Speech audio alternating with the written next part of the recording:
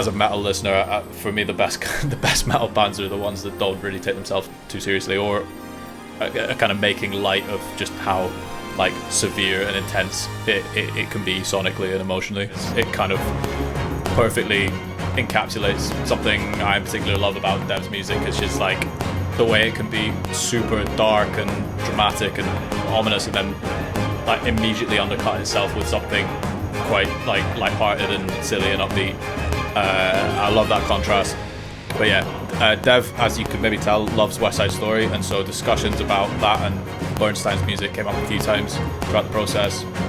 So that was definitely somewhat of an inspiration for this section, kind of orchestra arrangement wise. This kind of really colourful palette and arrangement style, all these kind of like Latin style rhythms and fun, bouncy, syncopated stuff.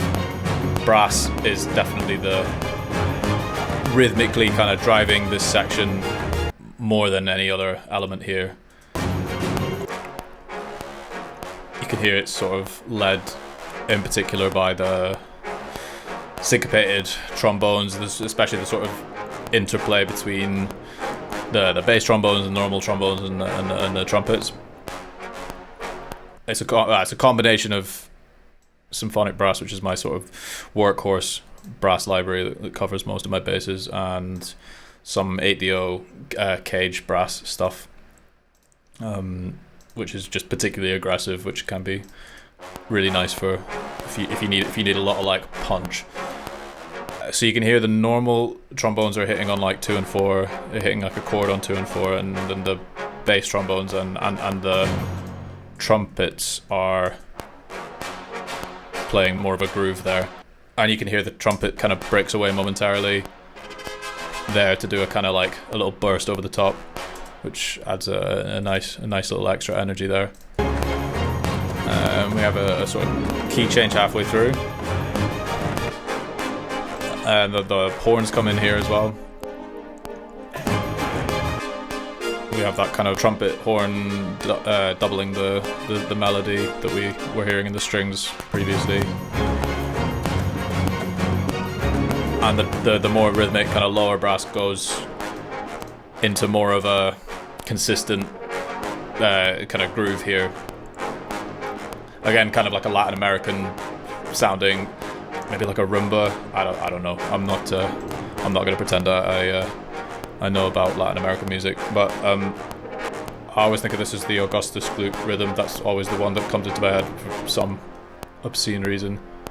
Which is such a cursed film, man. Oh, we also have these just like little shouts as well, which are super dumb, but just add a nice little...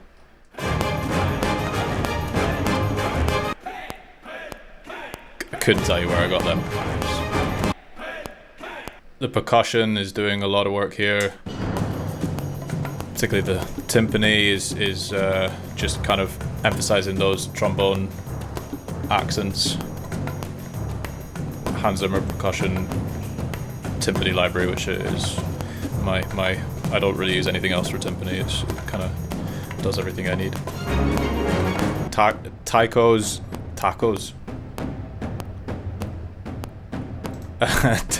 Taiko drums, like just for kind of extra.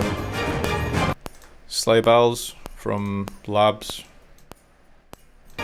Pretty subtle, but it's doing something. Can't be forgetting the triangle. Not a total joke of an instrument. There you go. Shaker. Finger snaps. And this sort of extra percussion here. We've got a frame drum and these kind of bongos, which just sprinkled throughout just really help it lean into like that West Side Story vibe a little bit. And I'm not even using anything fancy, to be honest. It's just the Contact factory library, bongo loops.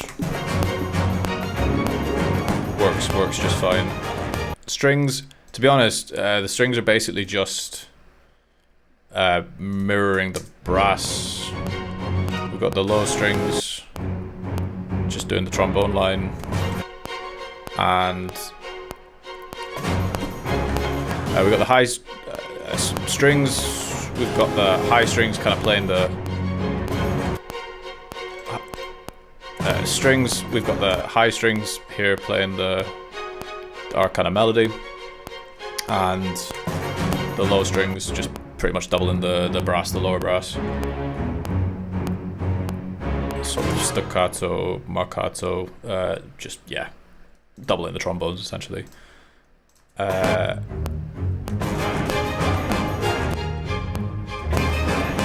Yeah, and then again, kind of falls into that same groove that we had going with these Albion short kind of double bass spiccatos.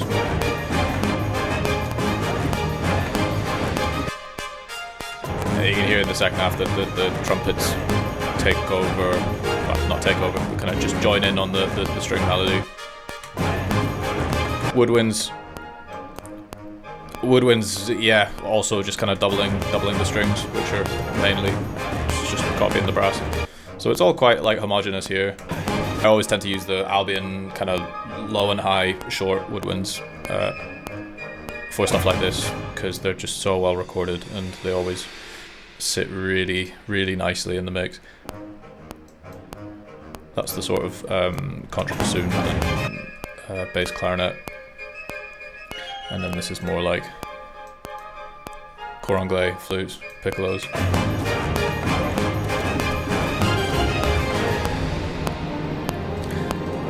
And then we move into the next section. We've got this like really big build that uses pretty much like the entire range of the violins and violas. Definitely the violins anyway. I can't remember if there's violas in here as well. That's using Spitfire's Appassionato strings. Great for like fast legato. I'm also doubling them with 8-Dios and hyper legato arpeggio patch. Yeah, you can see it goes all the way from like low C to like high A sharp. That's pretty annoying to play, I imagine. I'm not a violinist, but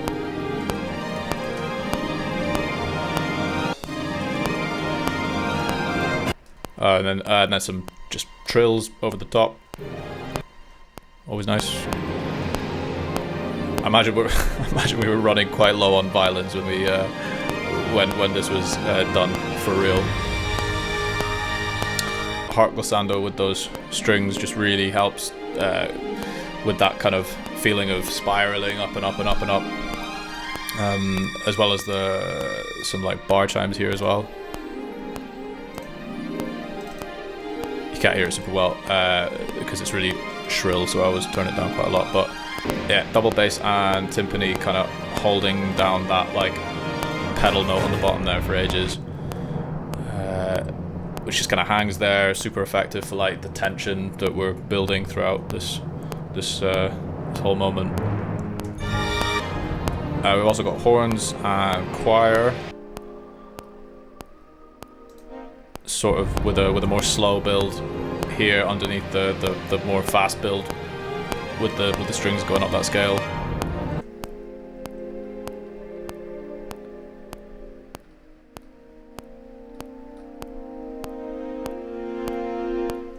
Oh, and then the trumpets kind of stack on at the end there, and then the trumpets kind of pile on at the end as well, and it all kind of accumulates in this big triumphant chord, and then the trumpets get a little fanfare moment there. That's always kind of fun.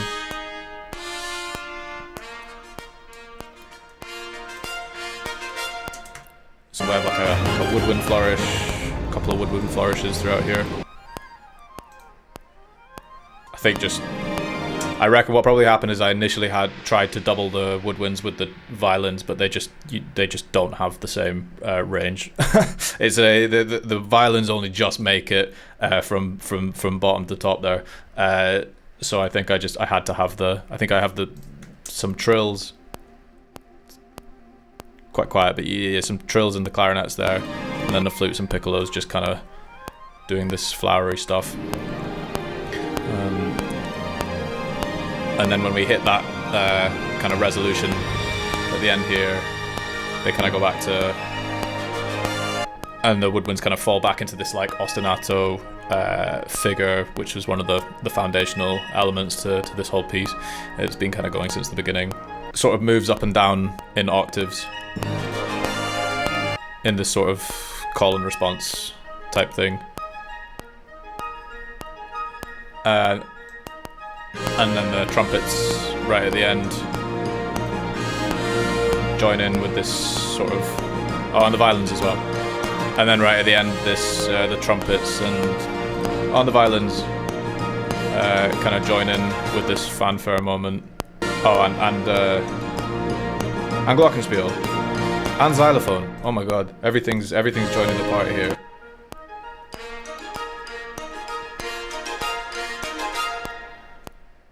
Super fun. So that's about 30-40 seconds of Orion, so you can see how much like detail and how much work has gone into just the orchestral elements in the Moth. It's like, yeah, it's a lot. Devin really spared no expense, no effort with making sure that this sounded as like magnificent as he possibly could, which is part of the reason that Dev decided to release as a double album with the Afterlife version, which is just the orchestra and choir and vocals, so that you can hear all of this, like all of the detail in that, because it's sometimes as good as the mix is, it can sometimes be like hard to catch everything during moments where everything's going like the clappers, you know. So yeah, go listen to the Moth. It's really good.